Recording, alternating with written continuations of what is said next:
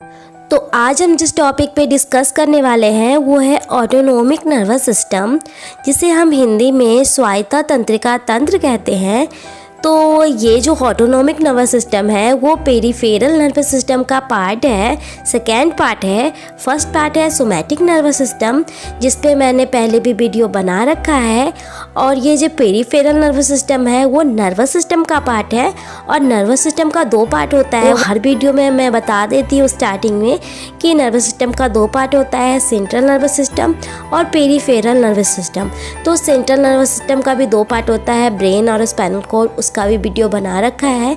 वो जितने भी सारे ये नर्वस सिस्टम का वीडियो है वो आपको ब्रेन के नाम से मिल जाएगा एक प्लेलिस्ट में, वो आपको इंडी स्क्रीन पे मिलेगा, तो आप ज़रूर जाके देखिए। तो इस वीडियो में हम बात करने वाले हैं ऑटोनोमिक नर्वस सिस्टम के बारे में, जिसके दो पार्ट होते हैं, सिंपैथेटिक नर्वस सिस्टम और पैरासिम्पैथेटिक नर्वस सिस्टम। तो इसके बारे में हम जानेंगे कि इसके दो टाइप होते हैं, इसका स्ट्रक्चर क्या है, इसका फंक्शन क्या है। तो चलिए हम इस सब को जानते हैं कि ऑटोनोमिक नर्वस सिस्टम क्या है और टाइप और इसके स्ट्रक्चर एंड फंक्शन को।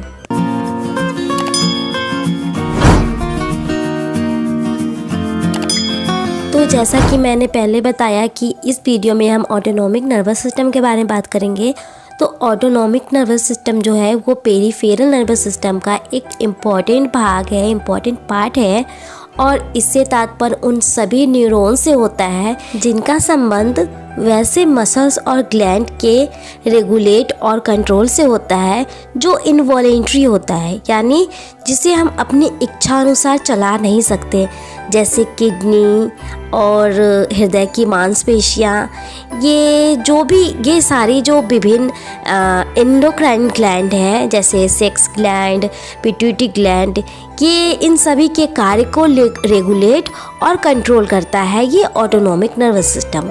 तो अब ऑटोनोमिक नर्वस सिस्टम का जो फंक्शन है वो दो भागों में बटा हुआ है। तो पहला है सिंपैथेटिक नर्वस सिस्टम यानी अनुकंपी तंत्रिका तंत्र, और दूसरा है पैरासिम्पैथेटिक नर्वस सिस्टम यानी उप अनुकंपीय तंत्रिका तंत्र। तो चलिए हम इसे एक एक करके जानते हैं। तो पहले हम अनुकंपी तंत्रिका तंत्र की बनावट और कार्य के बारे में जानेंगे, यानी सिंपैथेटिक नर्वस सिस्टम के फंक्शन और स्ट्रक्चर के बारे में जानेंगे। तो सिंपैथेटिक नर्वस सिस्टम का जो स्थान होता है वो स्पाइनल कॉर्ड के थोरैकिक और लुम्बर के क्षेत्र में होता है, इसलिए इसे हम थोरैकिक लुम्बर सिस्टम भी कहते हैं। तो अगर हम इस तंत्र के फंक्शन की बात करें, यानी सिंपैथेटिक नर्वस सिस्टम के कार्य की बात करें, तो जब किसी व्यक्ति को गुस्सा आता है, यानी जब कोई व्यक्ति क्रोधित होता है या डरा हुआ होता है, तब हमारा सिंपैथेटिक नर्वस सिस्टम जो है वो एक्टिव हो जाता है, और वो एक्टिव होके एड्रिनल ग्लैंड और पेनक्रियाज को भी एक्टिव कर देता है, जिससे ब्लड शुगर की मात्रा बढ़ जाती है और चयापचय की रेट भी बढ़ जाती है, यानी चयापचय जो है मेटाबॉलिज्म की रेट भी बढ़ जाती है, तीव्र हो जाती है।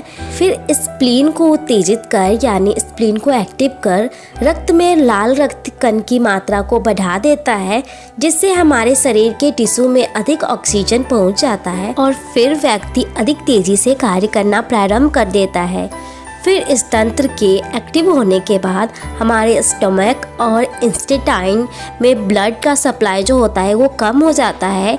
फिर हमारे शरीर के स्ट्रिप मसल में खून की आपूर्ति यानी ब्लड सप्लाई बढ़ जाता है, जिससे हमारी आँख की पुतलियाँ जो है वो बड़ी हो जाती है, और फिर हमारे शरीर के बाल के जड़ की त्वचा जो होती है वो सिकुड़न आ जाती है। ऐसी सेम कंडीशन कुछ खास पशुओं में भी होती है, जैसे बिल्ली, कुत्ते। जैसे उन्हें डर लगता है या उन्हें गुस्सा आता है तो उनके शरीर के रोए और बाल खड़े हो जाते हैं, तो जिससे पता चलता है कि हमारे शरीर में सिंपैथेटिक नर्वस सिस्टम एक्टिव हो चुका है। तो अब हम ऑटोनोमिक नर्वस सिस्टम के दूसरे पार्ट को जानेंगे, जो है पैरासिम्पैथेटिक सिस्टम।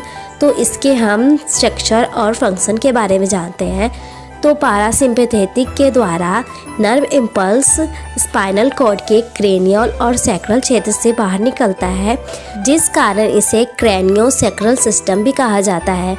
और अगर हम गैंग्लिया की बात करें तो पारासिम्पैथेटिक सिस्टम की जो गैंग्लिया होती है वो सिंपैथेटिक सिस्टम के गैंग्लिया की तरह एक जगह एकत्रित नहीं होती है, बल्कि वो जो मसल्स और ग्लैंड के नज़दीक फैल जाती है, जिसमें वो अपनी सूचनाएं या तंत्रिका आवेग छोड़ देती है। यही कारण है कि पारासिम्पैथेटिक सिस्टम जो है वो एक यूनिट में सिंपैथेटिक नर्वस सिस्टम के समान कार्य ना करके थोड़े थोड़े करके कार्य करता है। तो ये था इसका स्ट्रक्चर और कैसे काम करता है।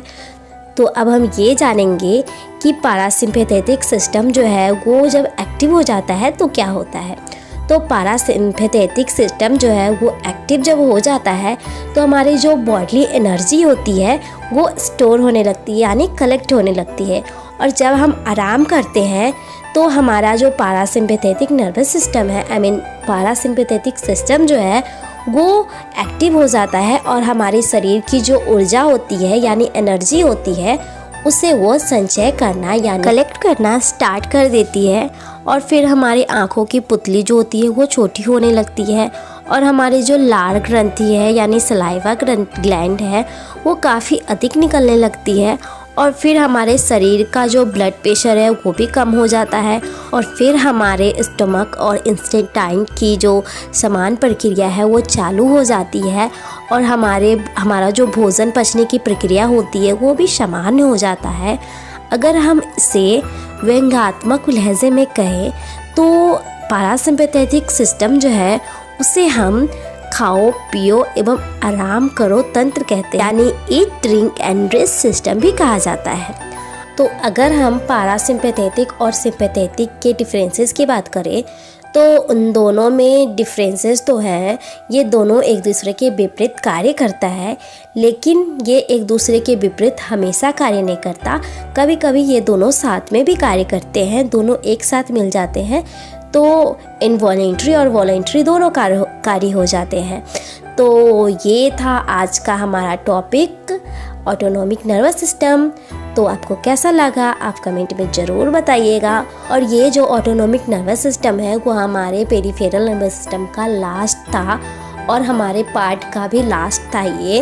तो मैंने नर्वस सिस्टम पूरा पढ़ा दिया, पार्ट 1 पार्ट 2, जिसमें मैंने बताया नर्वस सिस्टम क्या है, सेंट्रल नर्वस सिस्टम का है क्या है, ब्रेन एक वीडियो में ये सारा है, फिर दूसरे वीडियो में स्पाइनल कॉर्ड है, फिर तीसरे वीडियो में peripheral nervous system, somatic nervous system, cranial nerve, और हमारे दूसरे वीडियो में है स्पाइनल नर्व। और अब जो आज का वीडियो है वो लास्ट है, जिसमें मैंने बताया कि ऑटोनॉमिक नर्वस सिस्टम क्या है और उसके फंक्शन और स्ट्रक्चर। तो आपको कैसा लगा ज़रूर बताइएगा। और अगर आप इस चैनल पे नए हैं तो सब्सक्राइब ज़रूर कर दीजिएगा। और इससे रिलेटेड जितने भी पार्ट हैं वो आपको इन स्क्रीन पर ब्रेन के नाम से मिल जाएंगे, जो एक प्लेलिस्ट है, तो आप इसे ज़रूर देखिएगा। Thank you.